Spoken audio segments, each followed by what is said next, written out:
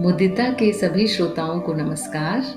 तो आज का विषय है कि क्या सभी को आत्मज्ञान हो सकता है, या कहें कि सभी को आत्मज्ञान क्यों नहीं होता।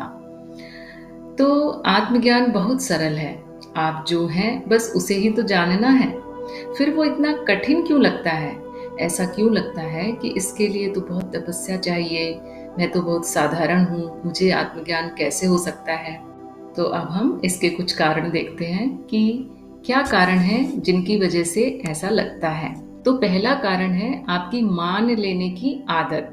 और ये किस लिए होती है? आलस्य की वजह से। ज्यादातर परिवार और समाज हमें जो सिखाता है उसे वैसे का वैसा मान लेने की हमारी प्रवृत्ति होती है, क्योंकि जानने में मेहनत लगती है। मान लीजिए कि आप अपने कमरे में सुबह सुबह आराम से लेटे हुए हैं। अब आपको पता करना है कि बाहर का मौसम कैसा है, बारिश हो रही है कि नहीं हो रही है। तो आप अगर घर में कोई और होगा तो उससे पूछेंगे कि जरा बताओ तो बाहर बारिश हो रही है या कैसा मौसम है। तो वो जो भी कह देगा कि बारिश हो रही है या नहीं हो रही है, आप उसे मान लेंगे, क्योंकि आपको खुद उठकर बाहर जाने में आलस्य आ रहा है। खुद से आप देखना नहीं चाहते, तो सोचते हैं कि ठीक है, जो भी वो बता रहा है वो सही बता रहा होगा। तो इस आलस्य की वजह से क्या होता है कि हमारी जो जान लेने की जो खोजी प्रवृत्ति है वह दब जाती है। तो जब यह खोज करने की, खुद से जानने की प्रवृत्ति ही नहीं होगी, तो फिर हमारे मन में यह प्रश्न ही नहीं उठेगा कि मैं क्या हूं। दूसरा है साहस का ना होना। इस ब्रह्मांड में हम स्वयं को सीमित और असहाय मानने लगते हैं, जिससे हमें कोई सहारा, कोई लाठी चाहिए होती है।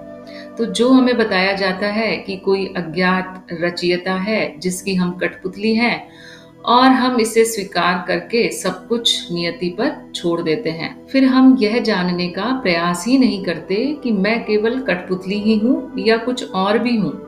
तीसरा, हमें यह भ्रम होता है कि आध्यात्मिक होने से संसार छूट जाता है, और आध्यात्मिक होने के लिए जंगलों, पहाड़ों, हिमालय आदि में जाना होता है, जबकि यह बिल्कुल निराधार बात है। आध्यात्मिकता और संसार एक दूसरे के विरोधी नहीं, पूरक हैं। चौथा कारण है यह भ्रम कि आत्मज्ञान सभी के लिए नहीं होता। यह तो कुछ विशेष लोगों के लिए होता है, जिन्हें संस्कृत आदि भाषाएं आती हैं, जिन्हें शास्त्र आदि का ज्ञान होता है, जो विद्वान, पंडित या दार्शनिक होते हैं। तो मैं तो एक साधारण व्यक्ति हूँ, यह मुझे कैसे हो सकता है? जबकि है इसका उल्टा। आवश्यक नहीं कि जो शाब्दिक ज्ञान से भरा हुआ है उसकी आत्मज्ञान में स्थिति हो भी जाए, क्योंकि आत्मज्ञान के लिए तो पूरी तरह खाली होना पड़ता है, सारे पूर्वाग्रहों से मुक्त होना पड़ता है, सरल व सहज होना होता है। और पांचवा कारण है संसार से अत्यधिक मोह। अपने आसपास जब हम सभी को कुछ और पा लेने की भागम भाग में देखते हैं, तो हम भी वैसी ही इच्छाएं पालने लगते हैं और मानने लगते हैं कि संसार से ही खुशी मिलती है। तो मुझे भी ये उपलब्धि हासिल करनी है, ये प्राप्त करना है, वो प्राप्त करना है, और ये सब प्राप्त कैसे होगा? इस संसार से ही होगा। इस सब का समाधान संसार में ही है। तो पहले तो हम वह सब पाने में ही लगे रहते हैं, और जब हमसे संभव नहीं हो पाता तो हम अपनी संतान से ये आशा अपेक्षा रखते हैं कि वह ये सब पाले जो हम नहीं पा सके। और इस तरह से यह मृग मरीचिका हमारा पीछा ही नहीं छोड़ती। तो हमारा इस ओर ध्यान ही नहीं जाता कि जिसने स्वयं को नहीं जाना, उसने अगर इस संसार में सब कुछ पा भी लिया तो भी वह इस संसार से असंतुष्ट और दुखी ही होकर जाता है। अब देखते हैं कि अध्यात्म में आने के बाद भी, या आत्मज्ञान कैसे हो, यह सब सुनने के बाद भी उसमें स्थिति क्यों नहीं होती। तो देखिए, अगर आपको किसी चीज के, किसी वस्तु के लाभ पता है, आपको लगता है कि ये वस्तु प्राप्त करने से मुझे अपार खुशी मिलेगी या शांति मिलेगी, तो आप पूरे निश्चय के साथ उसके पीछे लग जाते हैं। तो क्योंकि अभी तक सांसारिक वस्तुओं और संबंधों से मिलने वाले सुख का ही पता है, तो उसी को महत्व दिया जाता है।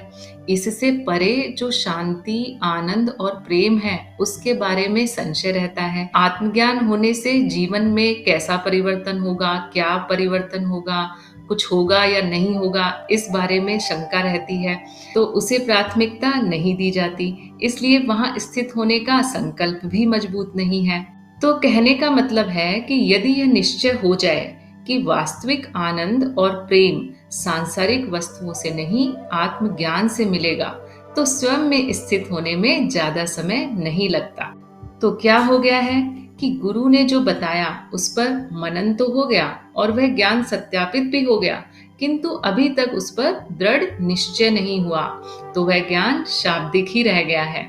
दूसरा इसका मतलब है संसार से अभी आसक्ति पूरी तरह समाप्त नहीं हुई, क्योंकि आत्मज्ञान होने का मतलब है ये जान लेना कि शरीर और मन जिसे मैं कहा जा रहा है ये संपूर्णता से अलग नहीं है और सब कुछ स्वतः हो रहा है, मैं करता नहीं हूं। यह जान लेने के बाद भी जब तक साधक शरीर, संबंध, मन, वाणी या कर्म इनमें से किसी एक से भी लिप्तता बनाए हुए है, यानी कि किसी न किसी रूप में अपने क्षुद्र अहम को, इस आभासी मैं को, इस फॉल्स ईगो को बचाए हुए है, तब तक आत्मज्ञान में स्थिति संभव नहीं है।